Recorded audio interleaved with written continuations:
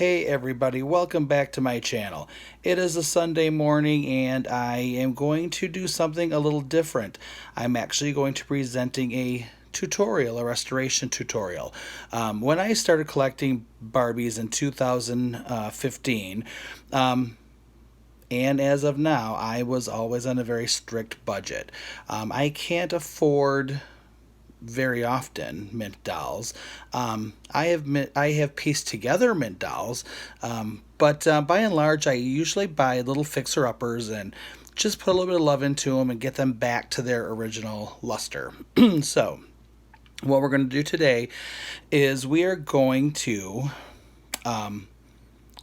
do a tutorial on how to fix or at least minimize or improve green ear on vintage Barbies.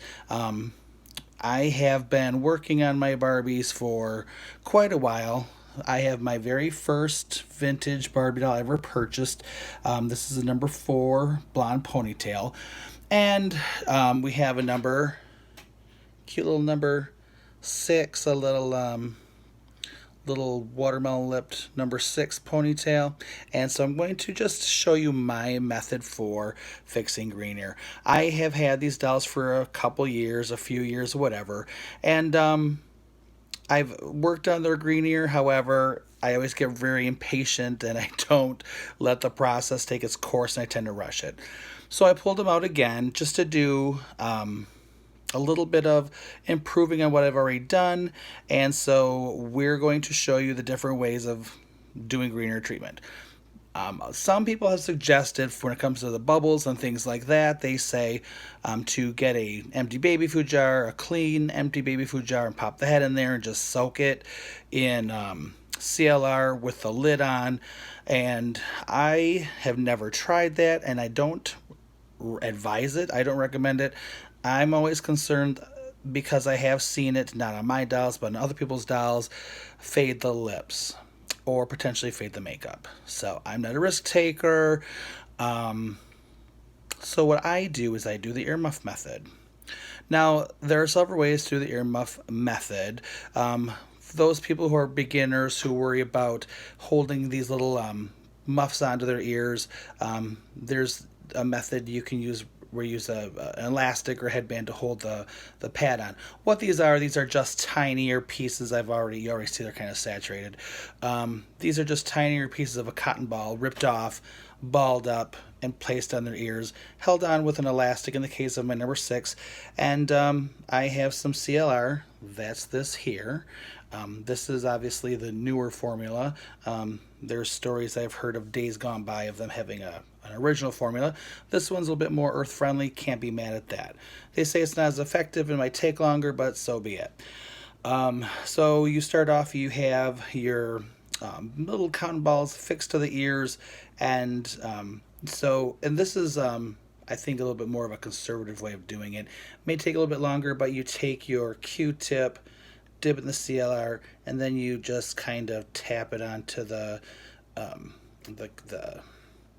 earmuff pad, the little cotton ball, and it saturates it, and it just kind of, again, that band holds into place so it doesn't fall off. You just douse it. You would do this twice a day, every single day, and after a week of doing this, you would replace the cotton ball with a new one, and it also lets you just kind of check your progress.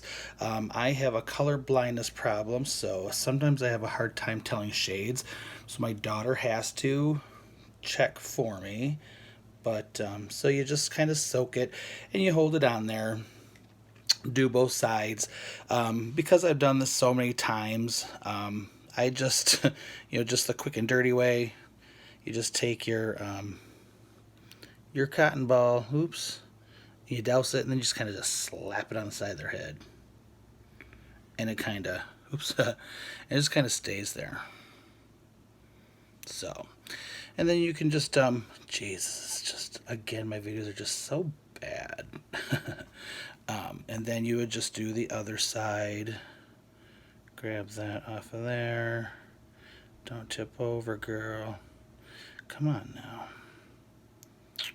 Oh, it's gonna be difficult. I need to get a tripod so I can be fancy like those other YouTubers. Oh, come on. dip that in there, just kind of smack it on the side of her head, and it'll stick. It's a little bit more. It's a little bit more of a low rent version, but it does the trick. You just kind of hold it on there, and you just kind of douse these and stick them on twice a day. So that's basically it. CLR, Q-tips, ortho bands, little little little earmuffs you make yourself out of cotton balls, and that's it for now. So once I get to the point where I'm happy with the where we're at with the green ear, I'm going to then do a tutorial on how to tie a vintage ponytail top knot, and then maybe even a tutorial of how we get those multi curls on the bottom knot. So for now, that's it on green ear. If you have any questions, just leave them in the comments below, and I'll be more than happy to answer them. Have a great day, everybody, and good luck with your restorations.